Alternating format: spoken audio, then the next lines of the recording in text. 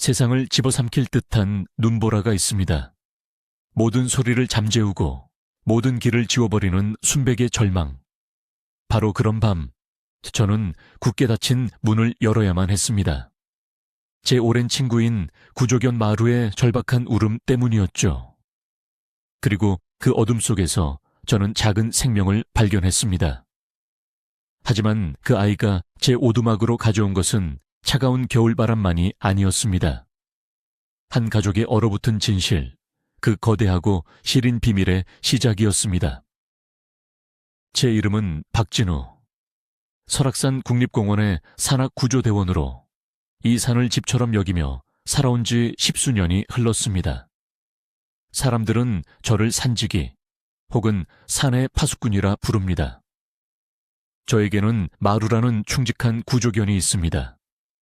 녀석은 단순한 동물이 아니라 제 유일한 가족이자 가장 믿음직한 동료입니다. 우리는 함께 사블루딥식샤 등산객을 구조하고 산의 평화를 지키며 살아왔습니다. 제 삶은 고요했지만 결코 외롭지는 않았습니다. 하지만 그날 밤, 제 평온한 일상에 작은 파문이 일었습니다. 눈 속에 파묻혀 있던 어린 소녀. 그 아이와의 만남은 제 안에 묻어두었던 과거의 상처를 건드렸고, 제가 외면하려 했던 인간 세상의 복잡한 감정 속으로 저를 다시 끌어당기게 될 줄은 꿈에도 몰랐습니다. 칼날 같은 바람이 오두막의 낡은 창문을 울부짖게 만들던 밤이었습니다. 화롯불의 온기만이 유일한 위안이었죠. 저는 따뜻한 보리차를 마시며 곧 잠자리에 들 준비를 하고 있었습니다. 그런데 그때 제 곁에서 곤히 잠들어 있던 마루가 갑자기 벌떡 일어났습니다. 녀석은 문을 향해 달려가 킁킁거리며 불안하게 낑낑대기 시작했습니다. 보통의 짐승 소리가 아니었습니다. 녀석은 마치 문 밖에 누군가, 도움이 절실한 누군가가 있다고 말하는 듯 했습니다. 10년 넘게 녀석과 함께 산을 누볐지만 이런 적은 처음이었습니다. 마루의 본능은 그 어떤 최첨단 장비보다 정확했죠. 저는 무거운 패딩 점퍼를 걸치고 랜턴을 손에 쥔 채 망설임 없이 문을 열었습니다. 마루가 짖는 소리는 단순한 경고가 아니라 구조 신호라는 것을 알고 있었기 때문입니다. 문을 열자마자 하얀 눈보라가 제 뺨을 사정없이 후려쳤습니다. 한 치 앞도 보이지 않는 어둠 속에서 마루가 쏜살같이 뛰쳐나갔습니다. 마루야, 돌아와. 제 외침은 허공에 흩어졌습니다. 저는 녀석의 뒤를 따라 눈밭을 헤치며 나아갔습니다. 랜턴 불빛이 닿는 곳마다 춤추는 눈송이들 뿐. 세상은 온통 하얗게 지워져 있었습니다. 얼마나 지났을까? 마루의 희미한 짖는 소리가 들려왔습니다. 소리를 따라 다가가자 거대한 소나무 아래 무언가 작은 형체가 웅크리고 있었습니다. 가까이 다가가 불빛을 비추자 저는 숨을 멈췄습니다. 그것은 사람이었습니다. 아주 작은 아이, 값비싸 보이는 분홍색 패딩 점퍼와 털모자를 쓴 여자아이였습니다. 아이는 미동도 없이 눈 속에 파묻혀 있었습니다.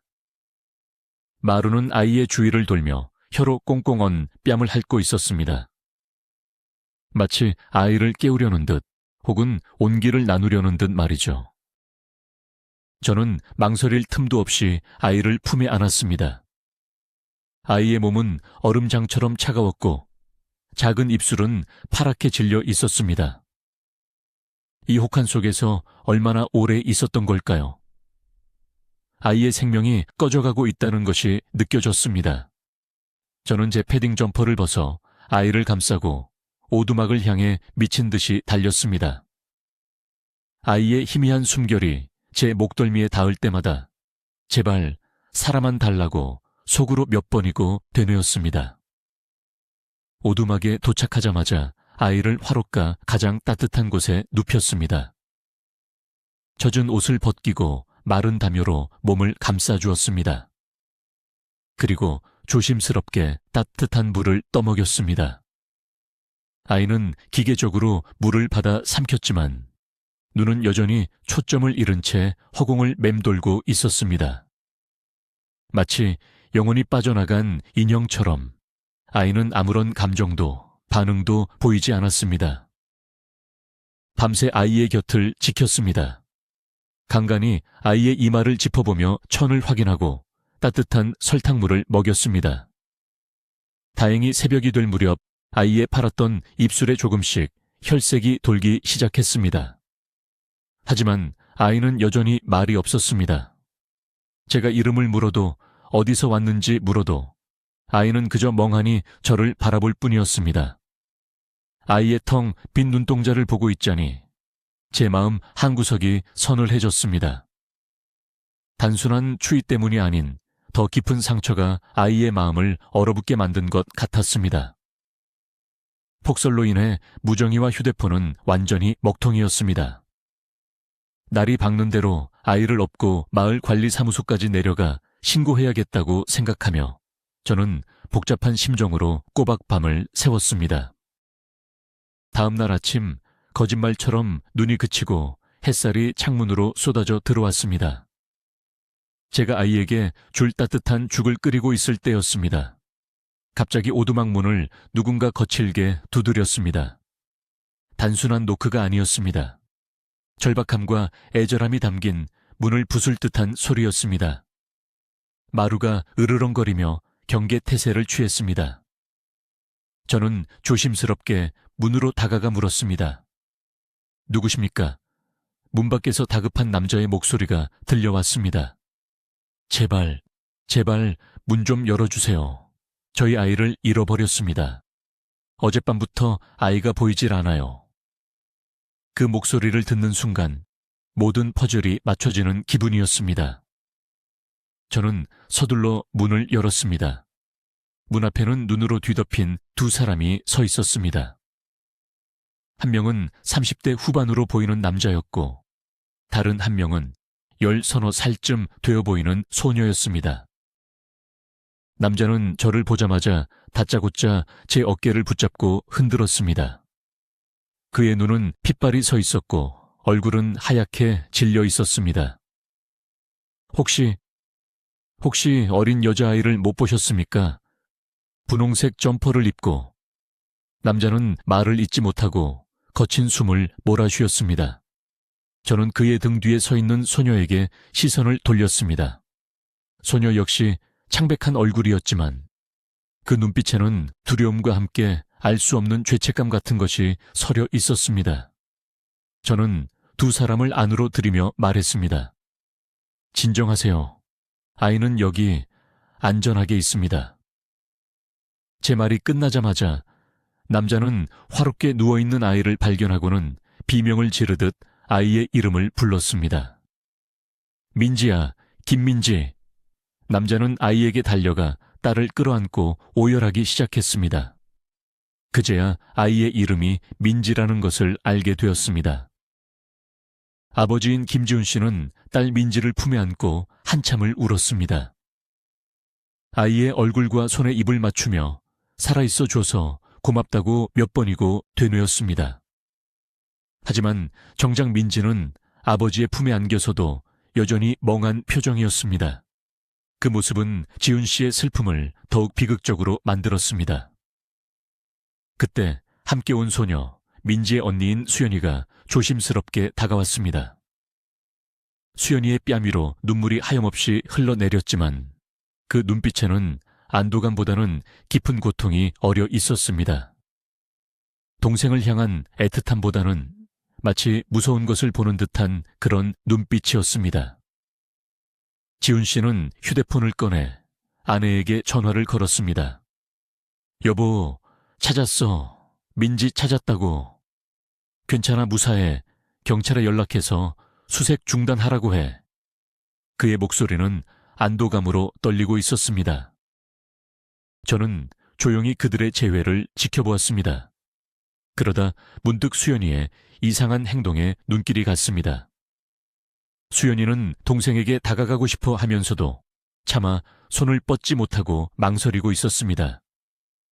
그 모습이 어딘가 부자연스러웠습니다. 저는 수연이에게 물었습니다. 동생을 찾아서 다행이구나. 많이 놀랐겠네. 제 질문에 수연이는 대답 대신 고개를 푹 숙였습니다.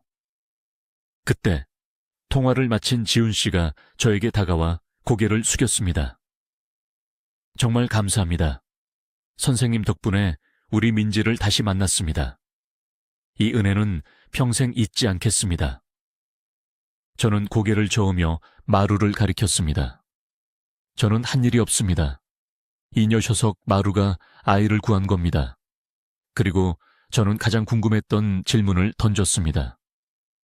그런데 이렇게 어린아이가 어쩌다 이 깊은 산속까지 혼자 오게 된 겁니까? 제 질문이 끝나자마자 수연이가 갑자기 흐느끼기 시작했습니다.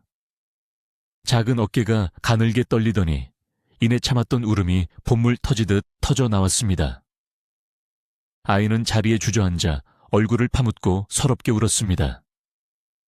그런데 딸을 위로해야 할 아버지는 놀랍게도 그런 수연이를 차갑고 경멸적인 눈빛으로 쳐다보았습니다. 그 눈빛에는 실망과 분노, 심지어 혐오감마저 섞여 있었습니다. 저는 그 순간 숨을 멈췄습니다. 그 눈빛을 너무나도 잘 알고 있었기 때문입니다. 아주 오래전 제 아버지가 새어머니 앞에서 저를 바라보던 바로 그 눈빛이었습니다. 자식의 가슴에 평생 지워지지 않을 상처를 새기는 날카로운 비수와도 같은 눈빛. 저는 순간적으로 수연이를 보호해야 한다는 강한 충동을 느꼈습니다. 이 아이에게 무슨 일이 있었던 것일까? 지훈 씨는 한숨을 길게 내쉬며 입을 열었습니다. 그의 얼굴에는 피로와 고뇌가 가득했습니다. 이야기가 좀 깁니다. 하지만 선생님은 우리 민지의 생명의 은인이시니 모든 것을 아실 자격이 있습니다. 그는 잠시 말을 멈추고 먼 곳을 바라보며 과거를 회상하기 시작했습니다. 그의 이야기는 지금의 아내가 아닌 첫 번째 아내, 수연이의 친어머니로부터 시작되었습니다. 지훈 씨와 그의 첫 아내 서아는 모두가 부러워하는 캠퍼스 커플이었습니다. 두 사람은 뜨겁게 사랑했고 졸업 후 바로 결혼하여 행복한 가정을 꾸렸습니다. 지훈 씨는 건실한 사업가로 성공했고 서아는 현명하고 아름다운 아내였습니다.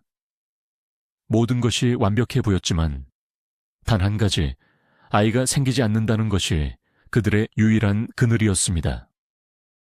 수많은 병원을 찾아다니고 온갖 노력을 기울인 끝에 결혼 10년 만에 기적처럼 아이가 찾아왔습니다. 그 아이가 바로 수연이었습니다. 부부의 기쁨은 이루 말할 수 없었습니다. 지훈 씨는 임신한 아내를 지극정성으로 보살폈습니다. 하지만 행복은 길지 않았습니다. 서아는 출산 과정에서 과다출혈로 세상을 떠나고 말았습니다. 갓 태어난 딸의 얼굴도 보지 못한 채였습니다. 사랑하는 아내를 잃은 지훈 씨의 세상은 무너져 내렸습니다. 그는 모든 것을 원망했습니다. 심지어 아내의 목숨과 맞바꾼 것처럼 느껴지는 갓난아기. 수연이마저 원망스러웠습니다. 그는 한동안 깊은 슬픔과 절망에 빠져 아이를 돌볼 생각조차 하지 못했습니다. 갓 태어난 수연이는 아버지가 누구인지도 모른 채 병원 인큐베이터 안에서 홀로 힘겨운 시간을 보내야 했습니다. 아내가 세상을 떠난 지 한 달이 지났을 무렵 지훈 씨는 꿈에서 아내를 보았습니다. 꿈속의 서아는 슬프지만 따뜻한 미소로 그를 바라보며 말했습니다. 여보, 우리 수연이 우리 딸을 지켜줘요. 아이에게는 당신이 필요해요. 꿈에서 깬 지훈 씨는 넋을 잃고 한참을 울었습니다. 그리고 정신을 차렸습니다. 아내는 떠났지만 그녀가 남긴 소중한 생명이 있었습니다. 자신을 기다리고 있을 딸, 수연이. 그는 곧장 병원으로 달려갔습니다.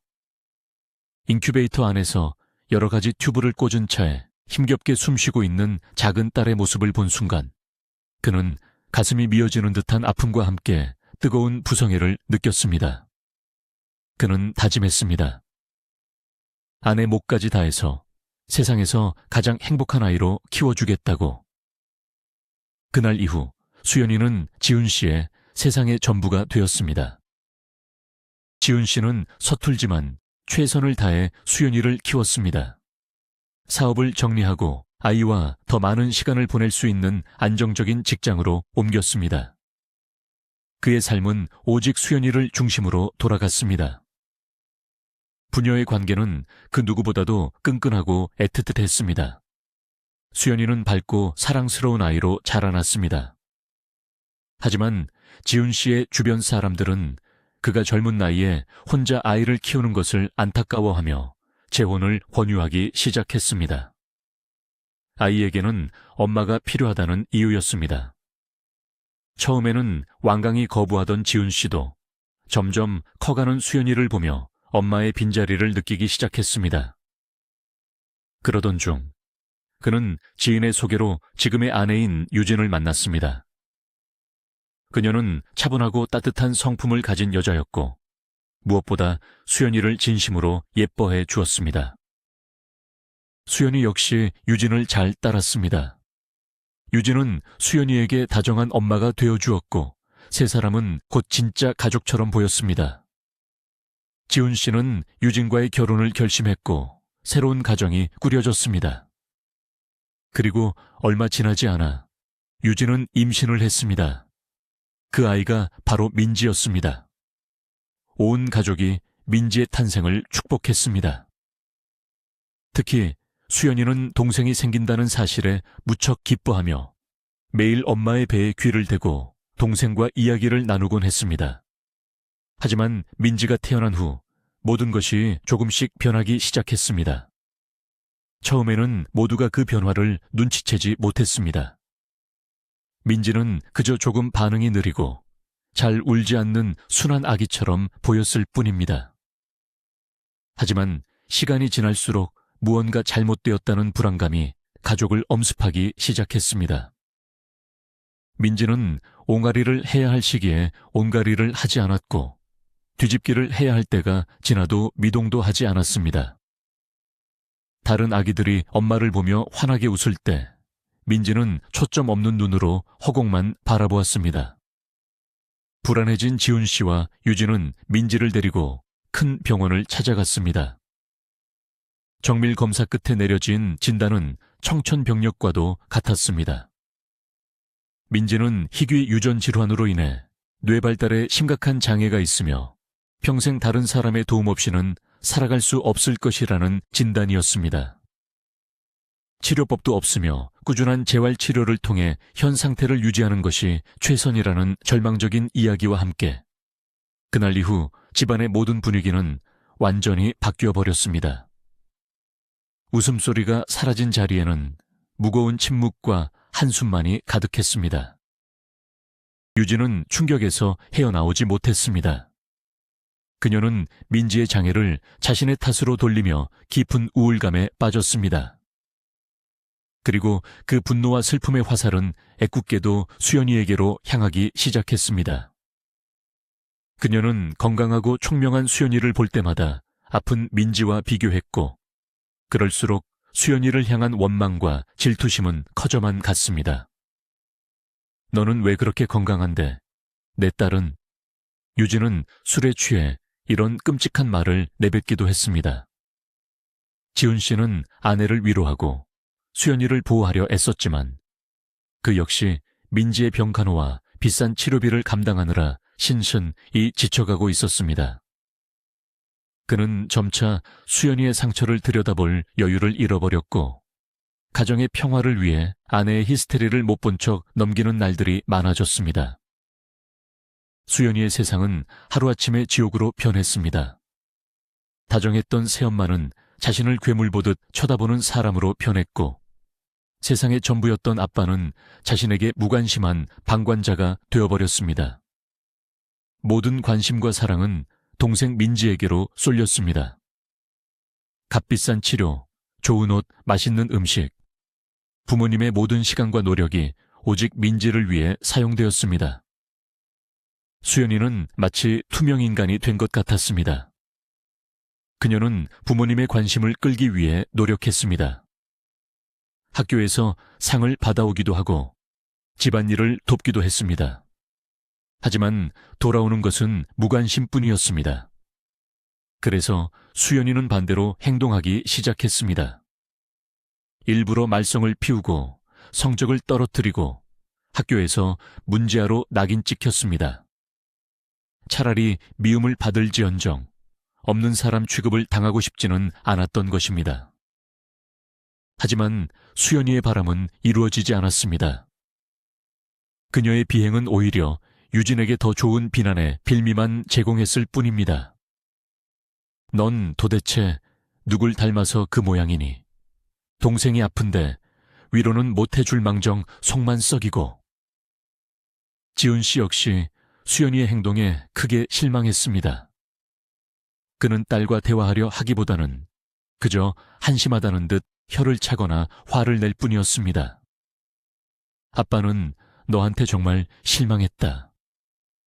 그 말은 수연이의 가슴에 가장 큰 상처로 남았습니다. 수연이는 깨달았습니다. 자신이 어떤 노력을 하든 어떤 잘못을 저지르든 부모님의 시선은 결코 민지에게서 자신에게로 돌아오지 않을 것이라는 사실을. 수연이의 마음속에는 민지를 향한 미움과 원망이 독버섯처럼 자라나기 시작했습니다. 민지만 없어진다면 모든 것이 예전처럼 돌아갈 수 있을 거라고. 아빠의 사랑을 되찾을 수 있을 거라고. 그리고 어제 그 끔찍한 사건이 일어났습니다. 수연이가 새로 산 패딩 점퍼를 입고 친구들과 놀다가 소매를 찢어먹고 집에 돌아왔습니다. 그 사실을 발견한 유진은 이성을 잃고 수연이에게 폭언을 퍼부었습니다. 이 돈이 어떤 돈인데 민지 치료비 대기도 빠듯한 거 알면서 정신 나간 애처럼 놀러만 다니고. 유진의 분노는 거기서 그치지 않았습니다. 그녀는 회초리를 들고 와 수연이의 종아리를 사정없이 내리쳤습니다. 수연이는 아픔보다 서러움에 눈물을 쏟았습니다. 그때 마침 퇴근하고 돌아온 지훈 씨가 그 광경을 목격했습니다. 수연이는 아빠가 자신을 구해줄 것이라 믿었습니다. 하지만 지훈 씨는 말없이 그 광경을 지켜보다가 아무 일도 없었다는 듯 조용히 방으로 들어가 버렸습니다. 그 순간 수연이의 마음속에서 무언가 뚝 하고 끊어지는 소리가 났습니다. 지훈 씨가 이야기를 마쳤을 때 오두막 안에는 무거운 침묵만이 흘렀습니다. 수연이는 여전히 고개를 숙인 채 어깨를 떨고 있었습니다. 지훈 씨는 괴로운 표정으로 자신의 딸을 바라보았습니다. 그는 후회하고 있었지만 이미 엎질러진 물이었습니다. 저는 조용히 자리에서 일어나 수연이에게 다가갔습니다. 그리고 아이의 머리를 부드럽게 쓰다듬어 주었습니다. 아이는 움찔했지만 제 손길을 피하지는 않았습니다. 아이의 작은 머리를 통해 그동안 겪었을 외로움과 고통이 고스란히 전해져 오는 듯 했습니다. 저는 지훈 씨를 향해 말했습니다. 아이가 얼마나 힘들었을지 짐작조차 하기 어렵군요. 제 목소리는 저도 모르게 차갑게 가라앉아 있었습니다. 한 아이의 인생을 망가뜨린 것은 병든 동생이 아니라 바로 옆에 있는 어른들의 무관심과 이기심이었기 때문입니다. 이야기를 들으며 저는 오래전 제 자신의 모습을 떠올렸습니다. 저 역시 수연이와 같은 나이에 세상에 홀로 버려진 기분을 느껴야 했습니다. 어머니가 병으로 돌아가신 후 아버지는 술에 의지해 사셨습니다. 저는 어린 나이에 동생을 돌봐야 했습니다. 얼마 후 아버지는 재혼했고 집에 새어머니가 들어왔습니다. 저는 새 가정을 위해 새어머니에게 잘 보이기 위해 온갖 노력을 다했습니다. 하지만 새어머니는 예쁘고 애교 많은 제 동생만을 사랑했습니다. 저는 늘 구박받고 무시당하는 천덕꾸러기 신세였습니다. 아버지는 그런 저를 외면했습니다. 아니, 어쩌면 새어머니와 함께 저를 미워했는지도 모릅니다. 저는 집에서 유령 같은 존재였습니다. 사랑받고 싶다는 제 간절한 외침은 늘 공허한 메아리가 되어 돌아올 뿐이었습니다. 저는 수연이의 마음을 누구보다 잘 이해할 수 있었습니다. 사랑받지 못하는 아이가 느끼는 절망감, 그리고 그 절망이 어떻게 아이를 극단적인 선택으로 몰고 가는지를. 저 역시 집에서 도망쳤습니다. 따뜻한 가족의 품이 아닌 차가운 도시의 뒷골목을 헤맸습니다. 나쁜 친구들과 어울렸고 해서는 안 될 일에도 손을 댔습니다. 결국 저는 소년원에 가게 되었습니다. 그곳에서 저는 제 인생을 바꿔준 한 선생님을 만났습니다. 그분은 저를 포기하지 않으셨습니다. 제 이야기에 귀를 기울여 주셨고 제가 얼마나 사랑받고 싶은 아이였는지를 이해해 주셨습니다. 그분의 따뜻한 관심과 격려가 없었다면 지금의 저는 없었을 겁니다. 어쩌면 저는 여전히 세상을 원망하며 어두운 곳을 헤매고 있었을지도 모릅니다. 저는 제 과거 이야기를 지훈 씨에게 담담하게 들려주었습니다. 소년원 이야기까지는 하지 않았지만 제가 겪었던 아픔과 방황에 대해서는 솔직하게 털어놓았습니다. 아이들은 어른들의 거울입니다. 아이의 비뚤어진 행동은 사실 어른들을 향한 절박한 구조 신호일지도 모릅니다. 사랑해달라고, 제발 나를 좀 봐달라고 외치는 소리 없는 아우성 말입니다. 제 이야기를 듣는 동안 지훈 씨의 얼굴은 하얗게 굳어갔습니다. 그는 비로소 자신이 딸에게 얼마나 끔찍한 짓을 저질렀는지 깨달은 듯 했습니다. 그는 그저 민지의 병 때문에 힘들다는 핑계로 더 약하고 상처받기 쉬웠던 다른 딸을 방치하고 학대했던 것입니다. 그의 눈에서 뜨거운 눈물이 흘러내렸습니다. 그것은 민지를 찾았을 때 흘렸던 안도의 눈물과는 다른 깊은 참회와 고통의 눈물이었습니다. 지훈 씨는 천천히 자리에서 일어나 수연이에게 다가갔습니다. 그는 딸의 앞에 무릎을 꿇고 떨리는 손으로 아이의 얼굴을 감쌌습니다. 수연아, 아빠가 다 잘못했다. 용서해다오. 그의 목소리는 죄책감으로 심하게 떨리고 있었습니다. 수연이는 고개를 들어 아빠를 바라보았습니다. 아이의 눈에는 원망과 그리움, 미움과 사랑이 복잡하게 뒤섞여 있었습니다. 그리고 그 순간 굳게 닫혀있던 아이의 마음의 문이 열렸습니다. 수연이는 아빠의 품에 안겨 목 놓아 울기 시작했습니다. 그동안 쌓였던 모든 서름과 아픔을 토해내듯 한참을 그렇게 울었습니다. 지훈 씨는 그런 딸을 말없이, 하지만 세상에서 가장 강한 힘으로 끌어안아 주었습니다. 그 모습을 지켜보던 제 눈시울도 뜨거워졌습니다.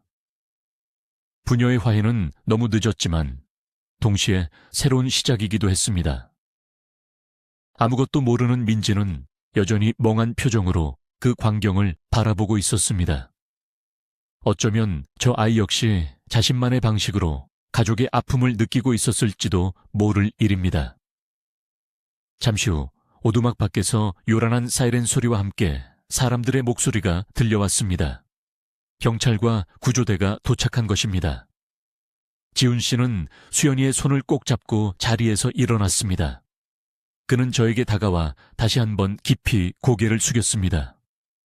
선생님, 제 딸 민지만 구해주신 것이 아닙니다. 선생님은 우리 가족 모두를 구해주셨습니다.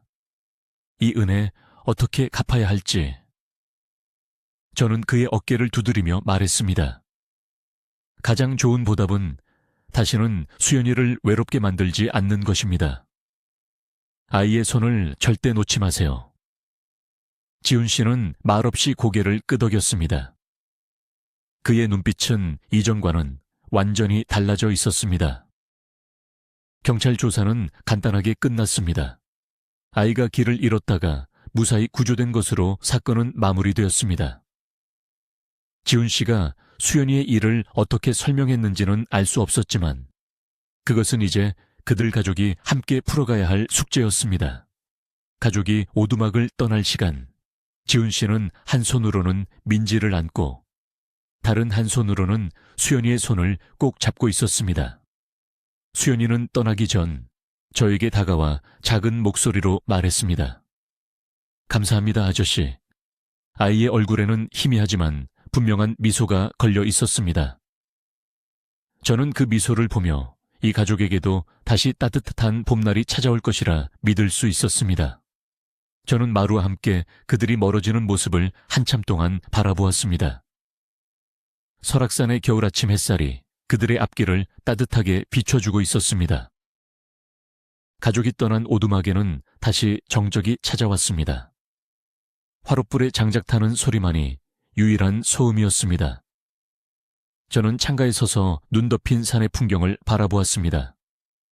어제와 똑같은 풍경이었지만 어쩐지 오늘따라 더 따뜻하고 희망차게 느껴졌습니다.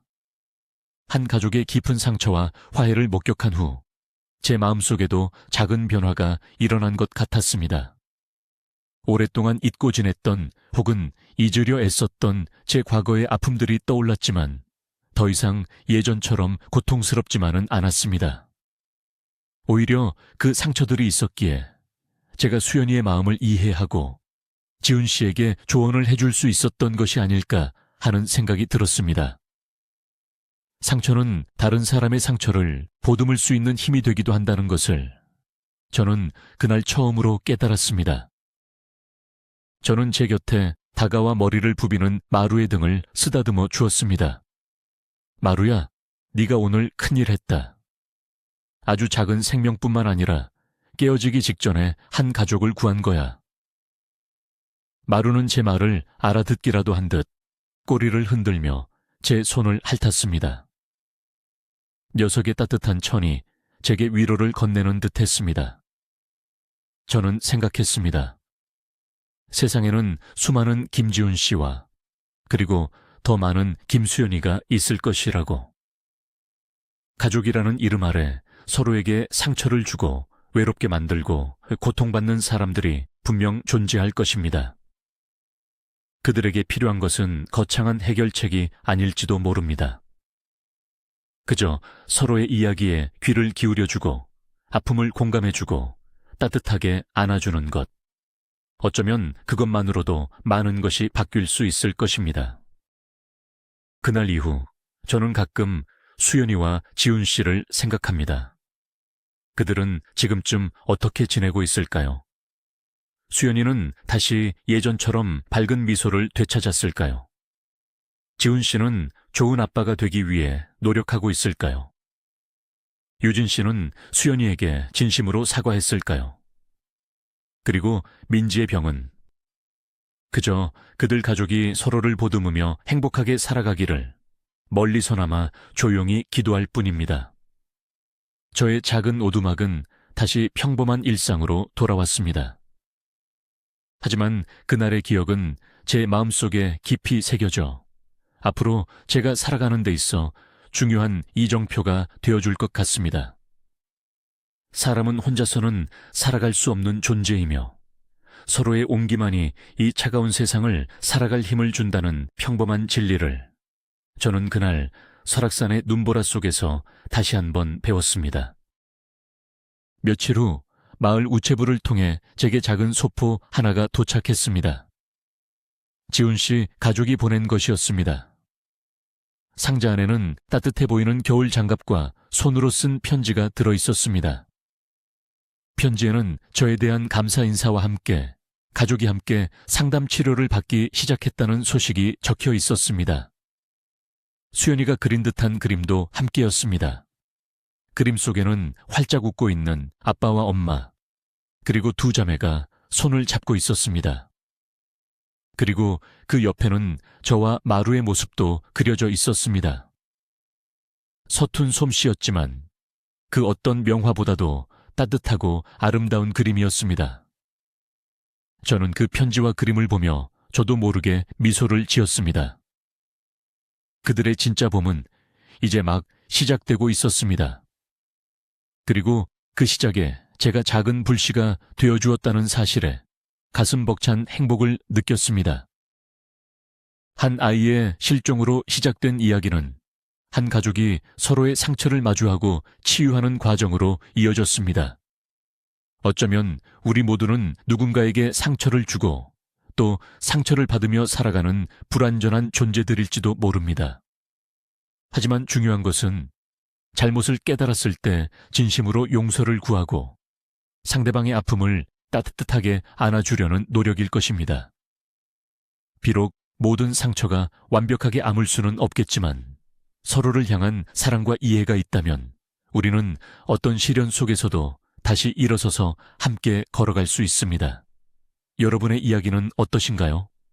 오늘 이야기가 여러분의 마음에 작은 울림을 주었다면 좋아요와 구독 버튼을 눌러주세요. 그리고 여러분의 생각을 댓글로 남겨주시면 저에게 큰 힘이 될 것입니다. 시청해 주셔서 진심으로 감사합니다.